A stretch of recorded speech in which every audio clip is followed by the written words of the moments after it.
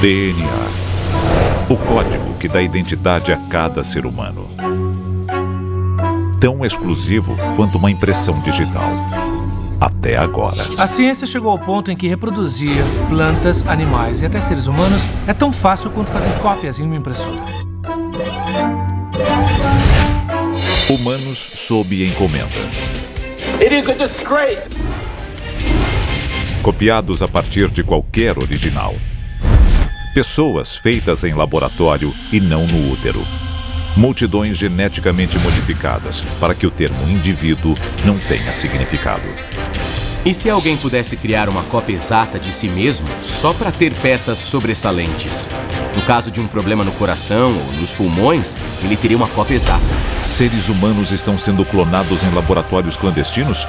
E quanto à criação de monstros meio homens, meio animais? Hoje nós revelamos os segredos da clonagem humana. E se a história que você aprendeu na escola for uma mentira? O nosso governo é controlado por uma sociedade secreta? Bem-vindo ao mundo das conspirações, onde mentiras, segredos e objetivos escusos remetem a uma única fonte. Estamos prestes a revelar os documentos secretos que o governo insiste em esconder. Estes são os arquivos confidenciais. 1996. Edimburgo, na Escócia. Uma ovelha doméstica nasce no laboratório de um instituto de pesquisa animal. Dolly se torna o primeiro clone mamífero das células de um adulto. A reação ao anúncio de seu nascimento é rápida e extrema. Houve protestos porque a clonagem de animais levanta muitas questões morais. Um dia isso vai levar à clonagem de humanos. No mundo das pessoas estritamente religiosas, a ciência estaria interferindo em algo de natureza divina, a criação da vida. O problema da clonagem, e nós vimos isso com a ovelha Dolly, é que o animal em si não é tão resistente a uma série de problemas. Os 6 anos de vida de Dolly são repletos de polêmica e incerteza. Ela dorme a portas fechadas devido às ameaças daqueles que temem as implicações de sua existência. Dolly morreu muito jovem. Ela teve problemas sanguíneos e falência de vários órgãos. Os defeitos dela como criatura viva, os problemas de saúde que ela teve, se devem ao fato de ela ser um clone? É provável que a resposta seja sim. Natureza. Um espermatozoide, um óvulo. O resultado. Um indivíduo com DNA da mãe e do pai em quantidades iguais.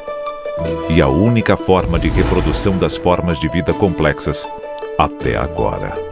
Sob condições normais, o espermatozoide e o óvulo se fundem e resultam em um zigoto. Mas condições normais não têm nada a ver com a clonagem. Nós pegamos o núcleo de uma célula da pele e colocamos em um óvulo cujo núcleo foi removido. Então, é como se o óvulo fosse um ovo de galinha do qual nós tiramos a gema e deixamos só a clara. Ele é inserido nesse óvulo e estimulado química e eletricamente. Com isso, o óvulo se torna um embrião. Nos anos seguintes a Dolly, outras espécies entram para o clube dos clones. Apesar da importância do assunto, muitos parecem não levá-lo a sério. Em 2009, um laboratório genético fez um concurso para clonar um cachorro perfeito. Qual seria o melhor cachorro? Um dos candidatos era um pastor alemão chamado Tracker, que foi um cão de resgate no 11 de setembro. Tracker, o cachorro, morreu aos 16 anos, mas seus 5 clones nasceram saudáveis. Eles ainda estão vivos, mas ninguém sabe o destino que tiveram. Em 2012, a Federação Equestre Internacional revogou a proibição à clonagem de cavalos de adestramento. Ou seja, daqui a uma geração, todos os cavalos das Olimpíadas podem ser clones de um único campeão. Ao aperfeiçoar a arte da réplica perfeita, o próximo passo dos cientistas é tão lógico quanto assustador: modificar a cópia. Com a tecnologia desenvolvida, a questão seguinte é se podemos modificar os organismos de formas específicas adicionando um gene. Alterações bizarras e, para alguns, perigosas são introduzidas. E se o gene adicionado vier de uma água-viva fosforescente? E se esse gene for implantado em um rato? Teremos um rato que brilha. Os opositores da modificação genética e da clonagem temem pelo pior. Cabras cruzadas com aranhas, peças sobressalentes cultivadas em ratos de laboratório, vacas que dão leite humano. Pense até onde isso pode chegar se os cientistas conseguirem manipular certos tipos de genes. Pelo preço certo, muitos médicos podem duplicar seu animal de estimação favorito. Mas eles deveriam? Muita gente gastaria uma fortuna para estender a vida de um animal. Mas, a cada geração de clones, as chances de uma falha catastrófica aumentam. Os cientistas de hoje estão colocando o futuro da humanidade em risco em uma tentativa perigosa de brincar de Deus?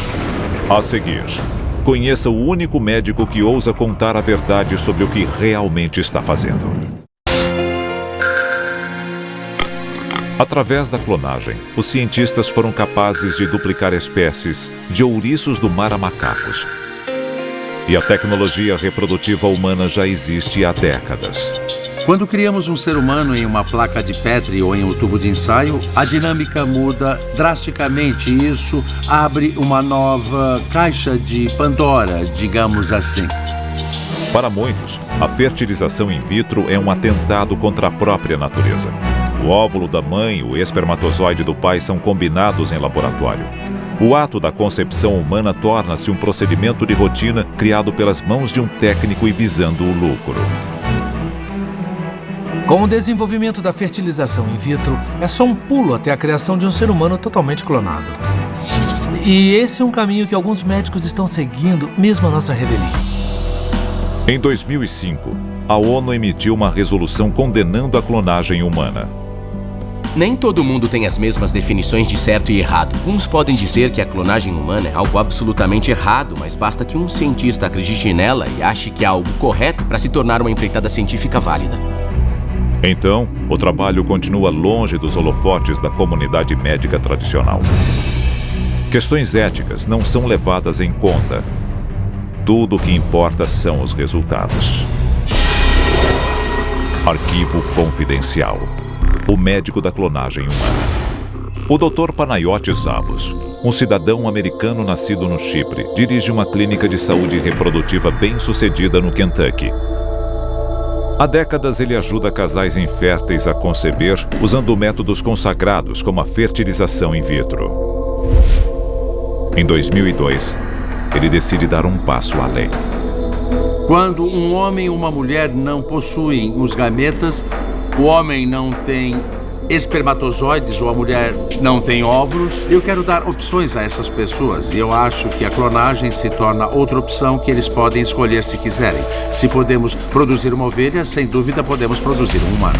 Em 2004, o Dr. Zavos abala o mundo ao fazer um anúncio chocante. Recently, transferred the first fresh clone embryo into the mother and we are waiting for results. The mother is a 35-year-old woman. Apesar da polêmica, não lhe faltam possíveis clientes. Sim, existem filas para clonagem, mas ela está satisfazendo uma necessidade ou está explorando o desespero das pessoas e as sujeitando a algo com consequências possivelmente monstruosas. Quando Zavos abre sua clínica, a clonagem animal está repleta de fracassos. Bezerros natimortos. Cordeiros nascidos com defeitos que tornam a vida insuportável e causam a morte prematura. O Dr. Zavos alega que procura imperfeições em cada clone, mas como é possível prever todos os problemas que podem surgir? Depois de 35 anos fazendo o que eu faço, eu nunca tive nada a ver com o nascimento de uma criança imperfeita, de uma criança doente. Não sei, talvez seja sorte. Eu não faço ideia do porquê as pessoas dizem que eu vou ser responsável pelo nascimento de monstros. And what kind of success rate do you think you might get? We can do 30% or better. Zavos prevê publicamente uma taxa de sucesso de 30%. O que acontece com os 70% de tentativas restantes é uma questão que intriga muitas pessoas. 70% of these children, by your own words, would be born mutated and have to be destroyed. It is a disgrace. It is a violation of human justice and human rights. Se a clonagem se tornar comum, ela pode levar a populações com uma variedade imprevisível de deficiências. E o que acontece com esta geração de clones defeituosos? Uma multidão de cidadãos de segunda classe? O clone só tem um genoma, o da pessoa que está sendo clonada. Quais são os direitos legais desse clone? A Suprema Corte determinou que corporações têm os mesmos direitos que as pessoas. Mas quando pessoas podem ser copiadas como clones, os limites ficam nebulosos. Uma empresa encontra os funcionários que ela precisa. Aí ela pega uma pequena amostra de tecido e, a partir dessa amostra, produz toda uma força de trabalho. Lavradores incansáveis, operários que não reclamam, ou seja, é uma versão tecnológica e bilionária da escravidão. No caminho até a clonagem humana, um passo que muitos consideram impensável já está sendo dado. Arquivo confidencial. O híbrido humano-animal. Nós desenvolvemos um sistema fascinante no qual nós criamos um embrião usando uma célula humana do corpo do indivíduo que nós queremos clonar. Mas em vez de colocar em um óvulo humano, colocamos em um óvulo de vaca. Chamamos de embrião híbrido. Muita gente diz, por que a transferência? É um caso letal, não vai se desenvolver? E eu posso responder a questão de se o embrião vai ser meio humano, meio bovino. Isso não vai acontecer. Nós somos cientistas, somos pessoas curiosas. Mas a nossa curiosidade acaba em um certo ponto, quando a questão da ética entra em cena. Mas é só uma questão de tempo até que outro médico cruze a linha que Zavo se recusa a cruzar? As possibilidades são infinitas. De híbridos de homens e chimpanzés a golfinhos com mãos humanas. E se algum bilionário quiser criar uma criatura meio cavalo, meio humana, para deixar trancada em uma jaula ou no seu quintal? Ela é o quê? Ela é considerada um ser humano com direitos? Ou é considerada um animal que ele pode deixar acorrentado? Até agora, a clonagem é uma forma milagrosa de se duplicar um ser humano. Mas o que acontece quando a pessoa clonada já está morta? A seguir, a clonagem humana pode resultar em um apocalipse zumbi? Avanços tecnológicos tornaram possível clonar seres humanos a partir de uma única célula, sob encomenda. As implicações são terríveis. Se houver um ditador militar que queira clonar um exército de si mesmo através da clonagem humana, ele pode. Se estes seres humanos não tiverem nenhum direito, mas forem cópias perfeitas desse ditador, nós teríamos, na teoria, uma brigada de super soldados. Tudo a partir de um espécime perfeito. Como qualquer computador doméstico pode gerar incontáveis cópias digitais idênticas, um laboratório militar poderia fabricar um número ilimitado de guerreiros ideais. Se houvesse um exército de super soldados clonados, eles seriam descartáveis, eles não teriam uma família esperando, eles não teriam uma vida para a qual voltar, eles fariam apenas o trabalho sujo do seu mestre. Na verdade, nós teríamos que pensar se eles seriam humanos. Os laboratórios clandestinos de hoje podem se tornar fábricas de clones? Existem indivíduos que estão criando espécies de soldados clonados, cuja única função vai ser combater. Em nome da elite, eles vão ser clonados para matar. A reprodução normal é imprevisível e demanda tempo. Com o clone humano, os cientistas podem criar novos organismos sob encomenda. Então, por que parar em um exército? Arquivo secreto, a raça mestra e o plano mestre. Hoje em dia, a tecnologia da clonagem é restrita a poucos médicos e cientistas.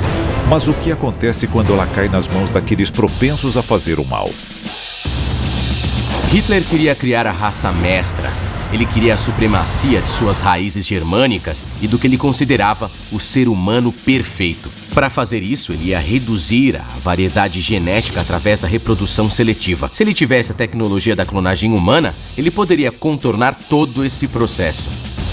Esta raça de superespécimes clonados possuiria as características desejadas pelos seus criadores: beleza, habilidade atlética, talento, força.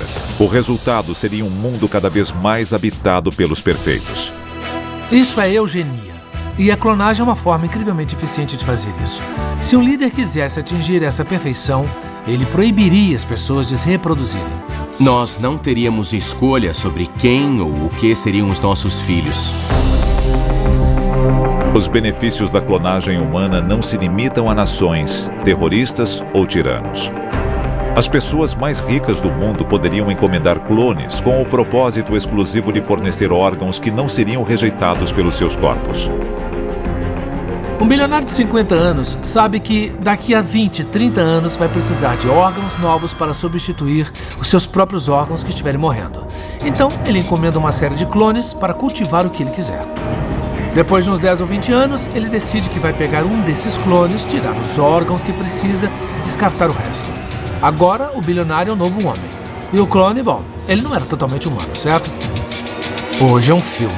Daqui a 10 anos, pode ser a realidade.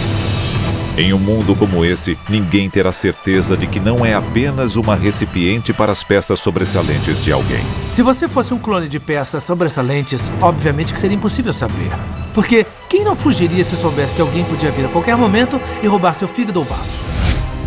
Clones podem ser criados a partir de uma série de células humanas, que não precisam vir de uma pessoa viva. A ideia de trabalhar com tecido morto é obviamente fascinante para mim. Se eu pegar o tecido de uma pessoa viva e congelar, ou de um indivíduo morto há pouco tempo e congelá-lo, não há diferença entre os dois tecidos. De Dolly, a ovelha, a um golfinho com mãos humanas. Isso é progresso ou uma catástrofe anunciada? O que estas manipulações microscópicas guardam para o nosso futuro? A fertilização in vitro.